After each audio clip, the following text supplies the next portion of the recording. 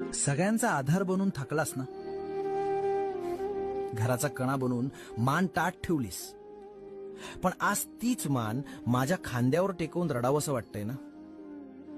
जगाला तुझा राग दिसतो, पण मला तुझा थकवा दिसतो.